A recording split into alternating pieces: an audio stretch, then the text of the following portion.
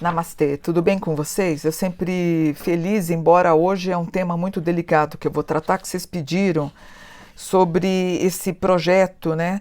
1904/24, sobre uma PL aqui, né? Vamos tratar sobre isso. E aí eu levanto o mapa do Brasil. Como é que é feito o mapa do Brasil, gente? Quando, em 2 de setembro, a dona Leopoldina, a Imperatriz Leopoldina, ela decreta a independência do Brasil, não tem validade. Ela faz, né, todo o decreto com Bonifácio e outros. Aí ela manda esse decreto para Dom Pedro, que tem que ter os proclames. Então ele dá os proclames no Ipiranga em 7 de setembro de 1822. Então, com os proclames, o Brasil se torna independente. Então você faz o mapa do Brasil mediante a independência, em 7 de setembro. Não se tem o horário que ele fez isso. Então você coloca 7 de setembro, né? A gente está falando de uma PL de 24, então você põe 7 de setembro de 24, coloca 12 horas e a capital, Brasília, tá? Aí a gente tem o quê? Um virgem com ascendente em Sagitário. Assuntos como essa PL, a gente vai tratar na casa 8, assuntos de governo casa 8. Então nós temos aqui um touro na casa 8, né, que rege a fecundidade, nós temos câncer, né, um assunto feminino.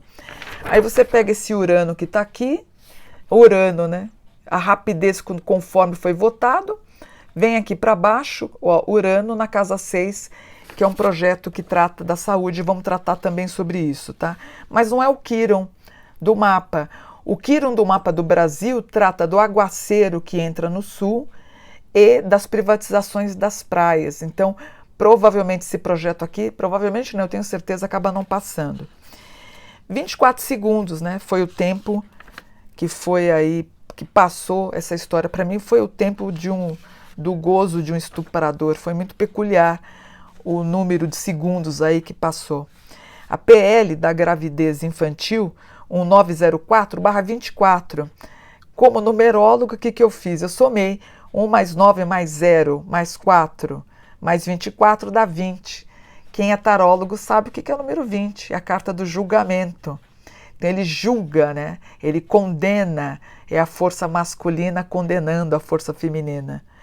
E o que acontece se a vítima engravida? Quero que você fique até o final, porque eu vou tratar de história, eu vou tratar de espiritualidade. Fica até o final, você que é espiritualista, tá? Não vou falar tanto em si do aborto, mas da espiritualidade, é importante, fica aí para você aprender, você que é meu aluno. Então, o que acontece se a vítima engravida? O estuprador vai pegar 10 anos de cadeia e a vítima vai pegar 20. Aí eu tenho uma consideração para você, pensa comigo. Mônica Bonfilho também é estudo. E se você ouvisse que nós, mulheres, nos reunimos e nós ficamos a favor de uma lei em que todos os meninos, em 24 segundos, as mulheres no plenário, nós fizemos uma lei em que todos os meninos são obrigados a fazer vasectomia quando eles fossem ainda adolescentes. Aí seria um procedimento seguro, mas depois seria revertido.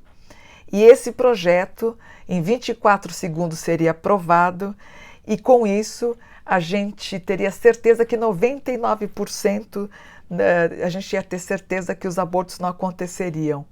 Interessante, né?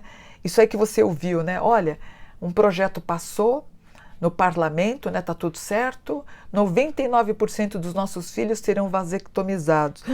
Não doeu para você? Difícil ouvir isso, né? É difícil porque você estaria controlando o corpo dos homens, né? Nossa, Mônica, que projeto estranho que você está falando.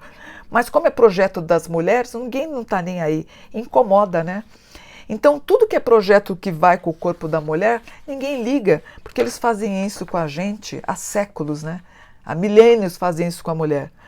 Então, o Brasil, ele prevê o aborto em caso de estupro, risco de vida gestante e ancefalia do feto. Mas a criminalização, ele acaba retrocedendo esses direitos. Ele tira os direitos femininos. Por isso que a sociedade tem que se manter vigilante e as mulheres foram para as ruas. Gente, a gente tem que entender que eu que estou na minha casa, você que está na sua, a gente tem uma certa comodidade, tá tudo bem. Mas a gente tem que entender que os 20 anos quem vai pegar uma cadeia, aquela moça que está na periferia. Isso é muito injusto. Principalmente são mulheres negras, são mulheres pobres que vão acabar sofrendo uma penalidade, enquanto em muitos casos quem fez o crime foi o próprio pai, não é? A principal morte e a principal causa da morte de crianças são complicações de gravidez. Crianças com 11, com 12, com 13 anos. A segunda causa da morte dessas crianças é o suicídio por causa dessa violência sexual. É muito triste, né? Eu vejo, a minha avó teve filhos com 12 anos, a minha mãe teve filho com 13, né? É muito, muito cedo isso, né? Então a primeira causa é complicação dessa gravidez. A segunda causa de morte é o suicídio, porque muitas tentam fazer em casa esse aborto e ficam tomando essas porcariadas. Então esse projeto, e a grande maioria, 99%, está na listagem médica, quem pratica o ato é o pai, né?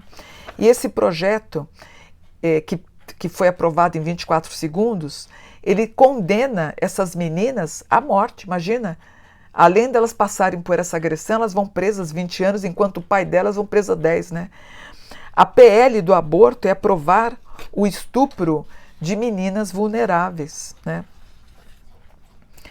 Mas sinceramente, eu não sei por que vocês estão indignados com essa proposta, né? Já que a extrema-direita, quando eu vi a foto de todos que estão lá, são pessoas que trafegam pela extrema-direita. Ela quer tirar todos os direitos das pessoas. Ela não dá direitos, ela quer tirar. Quem é que está querendo privatizar praia? Extrema-direita. Quem é que tenta tirar o estudo? Extrema-direita. Quem é que quer tirar o direito das mulheres? Pessoas de extrema-direita. Ela não dá direitos, ela tira direitos, né? Onde homens são machistas, mulheres são machistas, são misóginos e mulheres votam contra as mulheres, né? Vocês não viram o parlamento francês? A maioria ganhou como extrema-direita. Teve um ex-presidente que deu os parabéns, ele é de extrema-direita. O Brasil, durante algum tempo, ele flertou com a extrema-direita. Então é assim que está acontecendo. Eu fiz uma entrevista para a Leda Nagli, eu falei, Leda Nagli, o Brasil está se tornando de extrema-direita. O mundo está se tornando de extrema-direita armamentista. Onde homens ganham poder, é o fascismo querendo vencer. E vocês estão vendo uma coisa muito grave que vai acontecer. Se essa minoria não abrir o olho, a gente vai eleger mundialmente, Helena Blavatsky dizia isso, a opinião pública, a força da palavra é o grande Satanás, né? Não há uma figura satânica, né? Esses podcasts chinfrim que fica falando, né? Esses satanazinhos aí, esses luciferianistas de meia tigela que fica falando, Satanás é fulano, isso aí é tudo besteira. Blavatsky, a maravilhosa Blavatsky dizia isso. Satã é uma força descomunal na forma de um grupo. Quando você vê uma violência no futebol, Satã é a força de um grupo, não é uma pessoa. Blavatsky estava certa. Então essa forma estruturada de forma de política vira o Satã na forma de um grupo.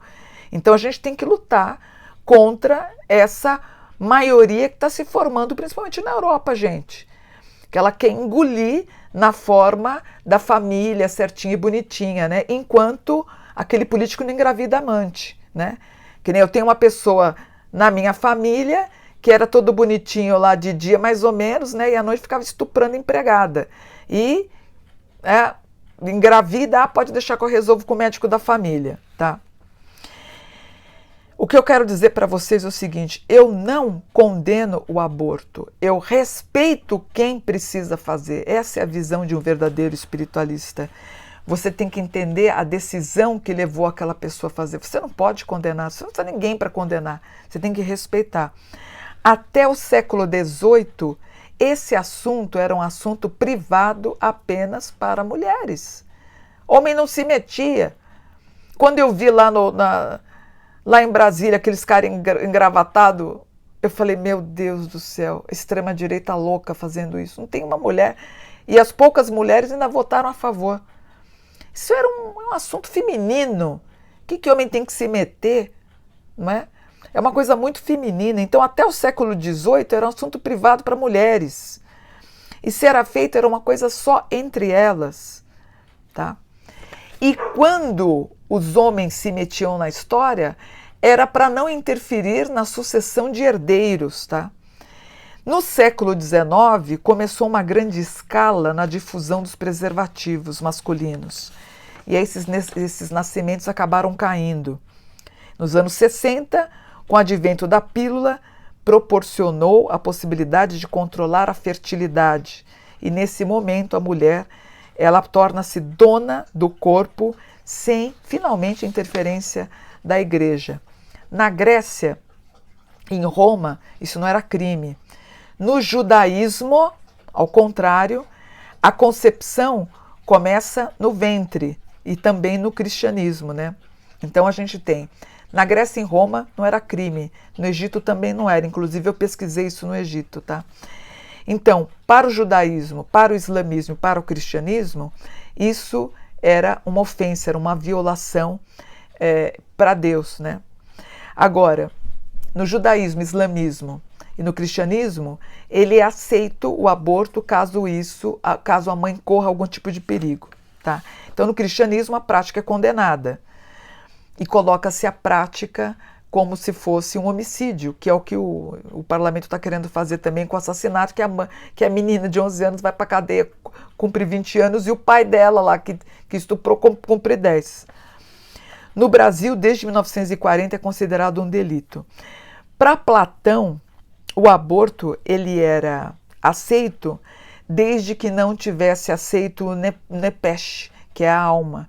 Então, assim, para Platão, para estudos da espiritualidade, o conceito ele é um pouquinho, pode ser estranho para vocês, mas para a espiritualidade, o conceito de alma, espírito e corpo, ele só faz valer como ser único, o ser humano, quando o neném dá a primeira inspirada, né? E a Helena Blavatsky vai mais além, e eu vou explicar o porquê. Então, em 1960, 1970, 1940, o que acontecia na tradicional família brasileira? O médico de família. Então, ele ia na casa das mulheres, o médico de família dava um jeito. Ou levava-se a mulher para uma fazenda, para um lugar, ela tinha um neném e colocava-se na roda, era a roda dos aflitos, colocava-se a criança, doava-se para as freiras e as freiras encaminhavam esse neném não benquisto, dava-se para doação. Quando eu trabalhei para o hospital de Mairink, acho que nem deveria ter falado isso, mas enfim, estou falando, isso já tem muitos anos, ela nem deve estar trabalhando mais, porque ela já tinha até uma certa idade, estava até para se aposentar.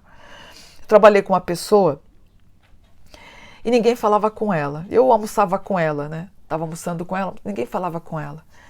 Aí um dia eu falei assim, Mônica, você é a única que almoça. Por que ninguém almoça com essa moça? Ela é tão boazinha com essa senhora, tão boazinha. Porque ela é evangélica. Mas o que tem? Eu sou espiritualista, a gente almoça todo dia juntas, a gente ficava afastada, inclusive, dos outros. É porque ela é evangélica e eles não aceitam o aborto, ela engravidou. O que ela fez? Ela afogou o neném na represa. E ela cumpriu um tanto de pena, tal. Olha, matou a criança, tal. E a família não aceitava o aborto, ela acabou afogando o neném, enfim, deu um bafafá e ninguém aceitava tal mulher no hospital. E quando eu soube, Mônica, é melhor você não ficar com ela. Eu falei, pelo contrário, não a condeno, estou com ela, vou continuar almoçando com ela, eu respeito a atitude que ela fez, eu nunca vou condenar uma mulher. Gente, eu sempre vou tentar entender a atitude que levou a mulher a fazer alguma coisa assim. Que nem quando uma mulher se separa, pode ter certeza, o cara deixou ela tão louca que ela pediu a separação. Para mim, que sou astrólogo e faço atendimento, quando uma mulher trai, o cara deixou ela tão louca que ela fez alguma coisa, não estou dizendo que é de vingança, mas ela deixou tão perturbada que ela vai atrás de um colo, porque ela não está aguentando o cara. As traições de homem é uma coisa, a traição de mulher é outra. Na minha concepção, com a prática que eu tenho de 45 anos de experiência de práticas de oráculo. Tem uma coisa, outra coisa. Certo? Para Helena Blavatsky, que aliás tem uma aí que diz que Helena Blavatsky é encarnação e a outra incorpora. Nenhuma está certa. Helena Blavatsky, na última vida passada, falou que era a última encarnação dela. E Helena Blavatsky não gostava de espírito. Então essas duas que estão falando de Helena Blavatsky estão erradas. Mas Helena Blavatsky, ela tem uma percepção muito interessante. Ela falava assim, quando uma pessoa faz o aborto, ela está salvando o planeta de um assassino. Então ela fala que espiritualmente é uma forma da gente não ter pessoas ruins no mundo. Para mim, isso sempre fez muito sentido. E eu acato o que a Madame Helena Blavatsky fala. Então ela fala, olha, quando se toma uma atitude dessa, é menos uma pessoa má no mundo. E para mim a resposta está confortável. Tá? Então seria uma pessoa que é melhor nunca ter nascido. Seria isso. E eu sempre vou respeitar a atitude da mamãe. E a mamãe sempre vai se sentir confortável comigo. A mamãe, ou não mamãe, ou a mulher, comigo, no meu atendimento, ou como minha amiga, ou como uma pessoa que eu vou encontrar na rua, ela vai ter meu conforto.